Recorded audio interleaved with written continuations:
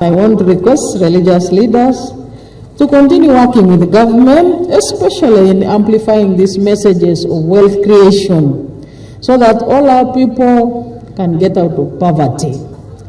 As government, we shall continue working very closely with you until total transformation is achieved in all regions in Uganda. Let me now read the message of His Excellency the President. Now, this is his message to you, the people of Rukiga. The launch of the National Coffee Farmers Empowerment Program, spearheaded by COFPAS Growers Uganda Limited, is a step in the right direction. I would like to commend State House Local Content Unit under Hajat Amina Mukalazi and all the partners involved for this well-coordinated effort and initiative, which is focused on mobilizing and supporting the coffee farmers to access quality seedlings and adopt improved agronomic practices.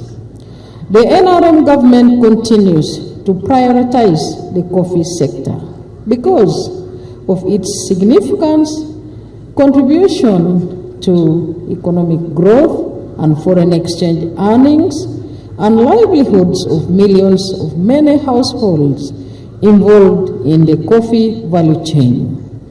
The government has taken the following interventions to boost coffee production in the country. Firstly, scaling up the distribution of quality coffee seedlings and inputs across the country through Operation Wealth Creation. Second, strengthening farmer training, extension services, and sensitization across the country. Third, enhancing monitoring and supervision to ensure proper implementation, etc.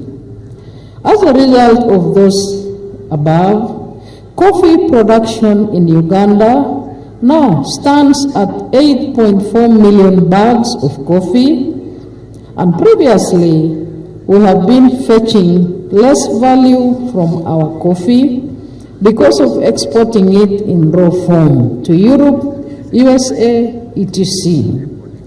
The more clever countries which produce little or no coffee at all were the ones processing our coffee and reaping a lot of profits from it. Through enhanced value addition, better market access, and policies that prioritize farmers' welfare, government is committed to ensuring that Uganda's coffee fetches the value it deserves on the global stage. The NRM has already laid the foundation for Uganda's economic takeoff. The many years of hard work, sacrifice, and correct prioritization have paid off. Uganda now boasts of necessary social and economic infrastructure to support the country's qualitative leap into middle-income status. They include a wide natural resource base, a healthy and educated labor force. On the NRM account, mass immunization campaigns against the killer diseases, and the free education and skilling policies, i.e. UPE, USE, presidential skilling hubs, etc. A favorable investment climate characterized by low costs of doing business because of the good roads, enough electricity, cheap labor, the internal market of 46 million up from just 14 million people when the NRM took over power in 1986. Plus now the advantage of the East African market of over 500 million people and the African market of 1.4 billion people. Therefore, I would like to call upon the coffee farmers to support the NRM's efforts to stop the export of raw materials. This will enhance our industrialization agenda and create the much-needed jobs and incomes. We must continue to add value to our coffee, cotton, minerals, etc., to create jobs and incomes for our people and revenues for the government to carry out our mega infrastructure projects.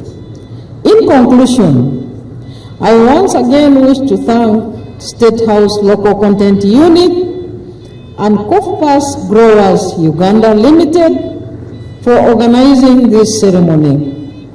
A prosperous coffee sector is good for Uganda.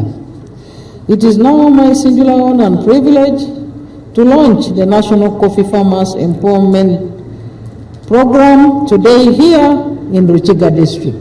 And I thank you for your kind attention.